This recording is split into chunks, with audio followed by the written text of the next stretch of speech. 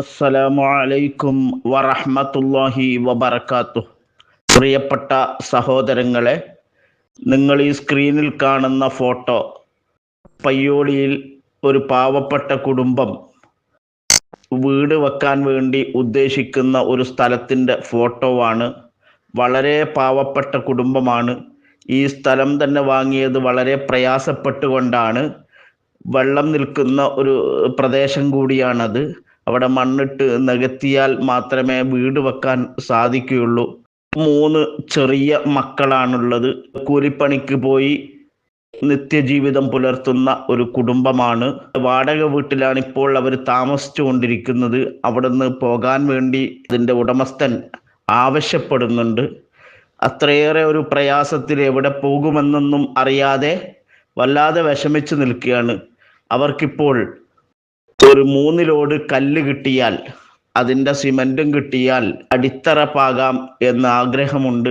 അതിൻ്റെ മുകളിൽ എന്തെങ്കിലും വെച്ച് കെട്ടിയിട്ട് താമസിക്കണം എന്ന് ആഗ്രഹിക്കുന്നുണ്ട്. അവരുടെ കയ്യിൽ യാതൊരു നിവൃത്തിയുമില്ല. മാത്രവുമല്ല, റോഡിന് വേണ്ടി പോകുന്ന സ്ഥലമാണ് ഈ വാടകയ്ക്ക് താമസിക്കുന്നത്. അത് എളുപ്പത്തിൽ തന്നെ ഇറങ്ങിക്കൊടുക്കേണ്ടി വരും. ആ സമയത്ത് എവിടെ പോകും, എന്ത് ചെയ്യുമെന്നറിയാതെ പ്രയാസപ്പെട്ട് നിൽക്കുകയാണ്. ഈ ഒരു 4 സെന്റ് സ്ഥലം മാത്രമാണുള്ളത്. അവിടെ ഒരു തറ കെട്ടിയാൽ അവർക്ക് സുഖമായി അവിടെ എന്തെങ്കിലും വെച്ച് കെട്ടിയിട്ട് താമസിക്കാം. അതിന് 3 ലോഡ് കല്ല് ആവശ്യമുണ്ട്, അതിൻ്റെ സിമൻറ്റും ആവശ്യമുണ്ട്. കഴിയുന്നവരൊക്കെ യാതൊരു മടിയും കൂടാതെ ഈ പരിശുദ്ധമായ ദിനരാത്രങ്ങളിൽ നിങ്ങളുടെ സ്വതക്ക ഇതിനു വേണ്ടിയാവട്ടെ. ഇനി ആർക്കെങ്കിലും നേരിട്ട് വന്ന് കണ്ട് ബോധ്യപ്പെട്ട് വല്ലതും ചെയ്യണമെന്ന് ആഗ്രഹിക്കുന്നവരുണ്ടെങ്കിൽ അവർക്ക് ഈ നമ്പറുമായി ബന്ധപ്പെട്ടാൽ, ഗൂഗിൾ പേ നമ്പറാണ്, അതിൽ ബന്ധപ്പെട്ടാൽ ഇൻഷാ അല്ലാഹ് നിങ്ങൾക്ക് വരാവുന്നതാണ്, കാണാവുന്നതാണ്, ബോധ്യപ്പെടാവുന്നതാണ്. വളരെ പ്രയാസം അനുഭവിക്കുന്ന കുടുംബമായതുകൊണ്ട് തന്നെ നിങ്ങളുടെ അകമഴിഞ്ഞ സഹായം, തറയുടെ പണി നടത്താൻ ആവശ്യമായ എല്ലാ സഹായ സഹകരണങ്ങളും, അത് കല്ലായോ പണമായോ സിമൻ്റായോ എങ്ങനെയാണോ നിങ്ങളെ കൊണ്ട് സാധിക്കുക അതൊക്കെ ചെയ്ത് ഈ പാവപ്പെട്ട കുടുംബത്തെ സന്തോഷിപ്പിച്ച് രക്ഷപ്പെടുത്തണമെന്ന് വിനയപുരസരം അഭ്യർത്ഥിക്കുകയാണ്. സഹായിക്കുന്ന എല്ലാവർക്കും അള്ളാഹു അർഹമായ പ്രതിഫലം നൽകട്ടെ. ഇൻഷാ അല്ലാഹ് എല്ലാ വേദികളിൽ വെച്ചും എല്ലാ നല്ല സദസ്സുകളിൽ വെച്ചും നിങ്ങൾക്ക് പ്രത്യേകം ദുആ ഉണ്ടായിരിക്കും എന്ന് ഉണർത്തി വിനീതൻ അബു ഹിബ അഷ്റഫി പയ്യോളി. ഒരു യാത്രാമധ്യേ റെയിൽവേ സ്റ്റേഷനിൽ ഇരിക്കുന്ന നേരത്ത് AP വിഭാഗം സുന്നി യോജന സംഘത്തിന്റെ സംസ്ഥാന നേതാക്കളിൽപ്പെട്ട ഒരു സയ്യിദ് അവിടേക്ക് വന്നു. അദ്ദേഹവും ഒരു ദീർഘയാത്ര പുറപ്പെടുകയാണ്. നേരത്തെ പരിചയമുള്ളതിനാൽ പരിചയം പുതുക്കുകയും ആനുകാലിക വിഷയങ്ങളെക്കുറിച്ച് കിട്ടിയ ഒരു 10-15 മിനിറ്റ് സമയങ്ങളോളം ഞങ്ങൾ സംസാരിക്കുകയും ചെയ്തു. ഈ സന്ദർഭത്തിലാണ് തൊള്ളറപ്പിന്റെ കാലത്തുണ്ടായ ചില സംഭവ വികാസങ്ങളെക്കുറിച്ച് അദ്ദേഹം മനസ്സ് തുറന്നത്. ഏറെക്കുറെ ഇന്നത്തെ പല കാര്യങ്ങളും വെച്ചു നോക്കുമ്പോൾ അതെല്ലാം യാഥാർത്ഥ്യമായിരിക്കുമെന്ന് തോന്നുന്നിടത്തേക്ക് നമ്മളൊക്കെ എത്തിച്ചേരുന്നുമുണ്ട്. ഒരു അനുഭവം പറയുകയുണ്ടായി. ഒരിക്കൽ കാന്തപുരം ഉസ്താദ് ഒരു വിദേശയാത്ര കഴിഞ്ഞു വന്നപ്പോൾ ഒരു പേന കൊണ്ടുവന്നിരുന്നു. ആ പേന ഷെയ്ഖുന ശംസുൽ ഉലമക്ക് അദ്ദേഹം ഹദിയയായി സമ്മാനമായി കൊടുത്തു. അവർ തമ്മിലുള്ള അഭേദ്യമായ ഒരു ബന്ധം അവിടെ പറഞ്ഞു വെക്കുന്നുണ്ട്. ഇന്ന് കാന്തപുരം ഉസ്താദിന്റെ ഒരു പ്രസംഗം നമ്മൾ കേട്ടു. അദ്ദേഹം അതിൽ വിതുമ്പുന്നത് കണ്ടു, കരയുന്നത് കണ്ടു. അത്രമേൽ ആത്മബന്ധമുണ്ടായിരുന്നവരാണ് അവർ രണ്ടുപേരും എന്ന് ആ ഒരൊറ്റ സംസാരത്തിൽ നിന്നും ആ ഒരു പ്രതികരണത്തിൽ നിന്ന് നമുക്ക് വായിച്ചെടുക്കാൻ കഴിയും. പേന കിട്ടി, ശംസുലമ സന്തോഷത്തോടു കൂടി അത് സ്വീകരിച്ചു. കാരണം തന്റെ ഒരു സതീർത്ഥ്യനാണല്ലോ അത് കൊണ്ടുവന്ന് കൊടുക്കുന്നത്. മാത്രമല്ല, സംഘടനാ രംഗത്തേക്ക് താൻ കൈപിടിച്ചു കൊണ്ടുവന്ന പ്രഗത്ഭനായ ഒരു പ്രതിഭയാണ്. അദ്ദേഹം ആ സമ്മാനം സ്വീകരിച്ചു. പക്ഷേ വേറെ ഒരാൾ, അദ്ദേഹം ഇതിന്റെ ഇടയിൽ 2 കൂട്ടരെയും ഭിന്നിപ്പിക്കുന്നതിന് വേണ്ടി എടുത്ത ഒരു പണി ഈ പറയപ്പെട്ട സയ്യിദ് എന്നോട് പങ്കുവച്ചു. AP എല്ലാവരോടും പറഞ്ഞു നടക്കുന്നുണ്ട്, ഞാൻ കൊടുത്ത പേന കൊണ്ടാണ് EK എഴുതുന്നത് എന്ന്. അത് ശംസുൽ നമുക്ക് വല്ലാത്ത പ്രയാസം തോന്നി. സ്വാഭാവികമാണല്ലോ, ആരും അമ്പിയാക്കളല്ലാത്തത് കൊണ്ട് തന്നെ പരസ്പരം തെറ്റിദ്ധരിപ്പിക്കലുകൾ ഉണ്ടാകുമ്പോൾ സ്വാഭാവികമായും മനസ്സിൽ അതൊരു മുറിവേൽപ്പിക്കുമല്ലോ. ഷെയ്ഖുനാക്ക് അത് വലിയ പ്രയാസമുണ്ടാക്കി എന്നറിയാൻ കഴിഞ്ഞു. ആ തിരുപ്പുണ്ടാക്കിയ ആൾ ഇന്നും ജീവിച്ചിരിപ്പുണ്ട് എന്ന് മാത്രമല്ല, അതിലെ അത്ഭുതം, ഇന്ന് സമസ്തക്കകത്ത് നടന്നുകൊണ്ടിരിക്കുന്ന എല്ലാ ധ്രുവീകരണ പ്രവർത്തനങ്ങൾക്കും മുൻപിൽ നിൽക്കുന്നവരും ഇത്തരം ചേരിതിരിവുകൾക്ക് നേതൃത്വം നൽകുന്നവരുടെ എല്ലാ വേദികളിലും സജീവ സാന്നിധ്യമായി കാണുന്നയാളുമാണ്. ഇത് ഇപ്പോൾ ഓർത്തെടുക്കാനുള്ള കാരണം ഇന്നത്തെ കാന്തപുരം ഉസ്താദിന്റെ പ്രസംഗ ശകലം തന്നെയാണ്.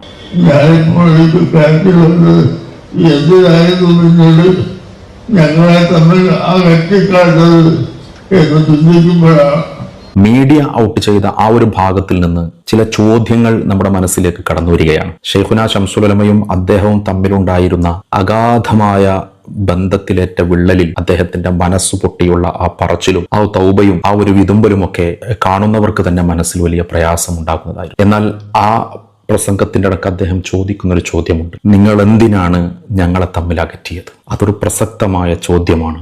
നിങ്ങൾ എന്ന് ആരെയാണ് അദ്ദേഹം അഭിസംബോധന ചെയ്തത്? ഉത്തരം തേടേണ്ടിയിരിക്കുന്നു, അതിന് ഉത്തരം കണ്ടെത്തേണ്ടിയിരിക്കുന്നു. ബഹുമാനപ്പെട്ട കാന്തപുരം ഉസ്താദ് അതും ആരാണ് എന്ന് വെളിപ്പെടുത്തിയാൽ സമുദായത്തിനകത്ത് ഇനി അതിനെ ചൊല്ലിയുള്ള ചില തർക്കങ്ങളെങ്കിലും ഒഴിവാക്കാമായിരുന്നു.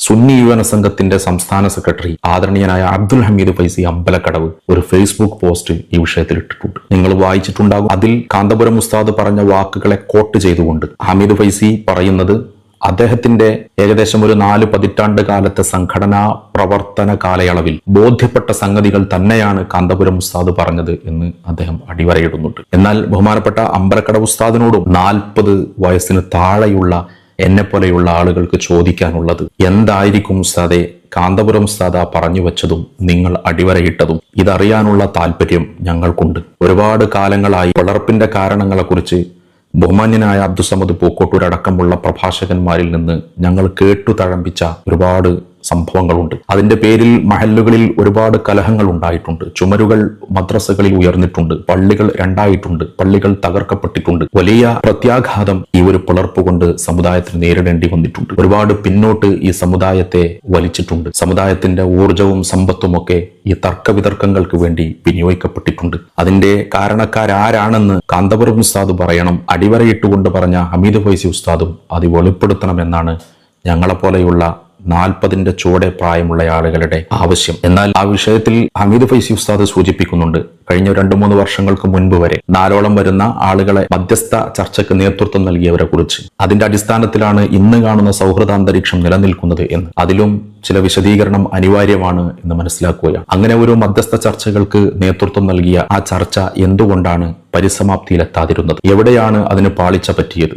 ആരാണ് ആ ചർച്ച പൊളിച്ചത്? അതിന് നേതൃത്വം നൽകിയത് ആരൊക്കെയാണ്? അങ്ങ് വെളിപ്പെടുത്തേണ്ടിയിരിക്കുന്നു. അതുപോലെ വലിയ പ്രത്യാശ നൽകുന്ന ഒരു വാക്യം ബഹുമാനപ്പെട്ട ഹമീദ് ഫൈസി ഉസ്താദിന്റെ ഫേസ്ബുക്കിന്റെ വരികളിലുണ്ട്. ഒരു തങ്ങൾ, ബഹുമാനപ്പെട്ട സയ്യിദ് കുമ്പോൽ തങ്ങളാണ് എന്ന് വിശ്വസിക്കട്ടെ, അദ്ദേഹത്തിന്റെ നേതൃത്വത്തിൽ വീണ്ടും ഒരു പരസ്പരമുള്ള ഐക്യ ചർച്ച നടന്നുകൊണ്ടിരിക്കുന്നു എന്നാണ് മനസ്സിലാക്കാൻ കഴിയുന്നത്. അത് ശുഭോദർക്കമാണ്. കുമ്പോൽ തങ്ങൾ ഒരുപാട് സ്വാധീനമുള്ള വ്യക്തിത്വമാണ്. ആത്മീയമായി ഒരുപാട് ഔന്നത്യത്തിൽ നിൽക്കുന്ന വ്യക്തിത്വമാണ്. കളങ്കങ്ങളൊന്നും പറയപ്പെടാത്തവരും ഒരുപാട് ജനസ്വാധീനമുള്ളവരും പൊതുസമ്മതനുമാണ്. ദുആഇന് ഉത്തരമുള്ളയാളും നാക്കിന് അള്ളാഹു വലിയ അസർ കൊടുത്ത മഹാനുമാണ് എന്നതുകൊണ്ട് തന്നെ അദ്ദേഹത്തിന്റെ നേതൃത്വത്തിലുള്ള ഒരു ചർച്ച ഇവിടെ ഫലം കാണുമെന്ന് വിശ്വസിക്കുകയാണ്. അപ്പോഴും അന്തരീക്ഷത്തിൽ ഈ ഒരു ചോദ്യം നിലനിൽക്കുന്നുണ്ട്. ബഹുമാനപ്പെട്ട കാന്തപുരം ഉസ്താദും ഹമീദ് ഫൈസി ഉസ്താദും ഒരു വ്യക്തത സമുദായത്തിന്, സമൂഹത്തിന്റെ മുൻപിലേക്ക് വരുത്തേണ്ടിയിരിക്കുന്നു. ആരാണ് ആ പിളർപ്പിന് വേണ്ടി പണിയെടുത്തവർ? കാന്തപുരം ഒരു വേദിയിൽ പറഞ്ഞിട്ടുണ്ടായിരുന്നു. അതായത് ഈ ഐക്യം അത് ഉടൻ തന്നെ സാധ്യമാകണം. ഈ പിളർപ്പിന് പിന്നിൽ നവീകരണ പ്രസ്ഥാനങ്ങളുടെ ഗൂഢാലോചനയാണ് എന്നുള്ള കാര്യം അദ്ദേഹം പറയുന്നുണ്ട്. അപ്പം ഈ പ്രസ്താവന എങ്ങനെയാണ് താങ്കൾ നോക്കിക്കാണുന്നത്? സ്വാഗതം ചെയ്യുന്നുണ്ട്? അല്ല, അതങ്ങനെ ഐക്യം വേഗം പുലരണം എന്നല്ലേ അദ്ദേഹം പറഞ്ഞത്. അതിനല്ലേ ഞാനും പറഞ്ഞത്. ഐക്യം പുലരാൻ ആവശ്യമാവുന്ന പ്രവർത്തനങ്ങൾ എല്ലാവരുടെ ഭാഗത്തുനിന്നും ഉണ്ടാവണം. അതിന് നമ്മൾ സ്വാഗതം ചെയ്യുന്നു. പിന്നെ അതിന്റെ പിളർപ്പിന്റെ കാരണക്കാരാരാന്നുള്ളത് അത് അവരും ആവാം, നവീന പ്രസ്ഥാനക്കാരും അല്ലാത്തവരും ഒക്കെ ആവാം, ആരും ആവാം. ആര് അവരെന്ന് പറഞ്ഞാല് അവരെന്ന് പറഞ്ഞതുകൊണ്ട് ഞാൻ ഉദ്ദേശിക്കുന്നത് നവീന പ്രസ്ഥാനക്കാരെ പറ്റി മാത്രമല്ല, അതിന് പലരും അതിന്റെ പിന്നിലുണ്ടാവാം, അത്രേ പറഞ്ഞു. അത് ഈ കാന്തപുരം അതിന്റെ ആളാണോ അല്ലേ എന്നുള്ളതല്ല ഞാൻ പറഞ്ഞത്, മനസ്സിലായില്ലേ? അയാൾ ആ സമയത്ത് അതുമായിട്ട് ബന്ധപ്പെട്ട ആളല്ലോ, അപ്പൊ അയാൾക്ക് കുറച്ചുകൂടി അറിയും. അപ്പൊ അയാൾ പറഞ്ഞത് ഐക്യത്തിന് വേണ്ടിയുള്ള ചർച്ചകളൊക്കെ ഉണ്ടാവും. കൂടുതലായി ശ്രമിക്കാം. ഒരു തടസ്സമില്ല. മനസ്സിലാക്കുന്ന എന്താണ് ഇങ്ങനെ ഒരു തടസ്സം അല്ലെങ്കിൽ ഒരു ബുദ്ധിമുട്ടായിരിക്കുന്ന കാര്യം?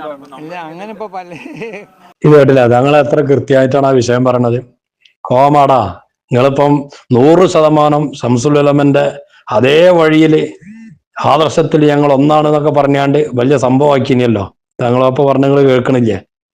എന്ത് ഇതിങ്ങനെ MDM അടിച്ചു കണ്ട് ഇങ്ങനെ സ്റ്റേജമേ മൈക്കൊട്ടുമ്പോ ഇങ്ങനെ വിളിച്ച് ചെയ്ത്താൻ അളകണാതിരി ഇളകാന്നല്ലാതെ ഇത്തരം വാർത്തകളും വിശേഷങ്ങളും അറിയാൻ ഞങ്ങളുടെ ചാനൽ ഉടൻ തന്നെ സബ്സ്ക്രൈബ് ചെയ്യുക, ലൈക്ക് ചെയ്യുക, ഷെയർ ചെയ്യുക. ജനങ്ങളിലേക്ക് എത്തിക്കണമെന്ന് നിങ്ങൾ ആഗ്രഹിക്കുന്ന വാർത്തകളും വിശേഷങ്ങളും പ്രമുഖരുടെ പ്രഭാഷണങ്ങളും ഞങ്ങളുടെ വാട്സപ്പ് നമ്പറിലേക്ക് അയച്ചു തരിക. നന്മ വളരട്ടെ, തിന്മക്കെതിരെ നമുക്കൊരുമിച്ച് നിൽക്കാം.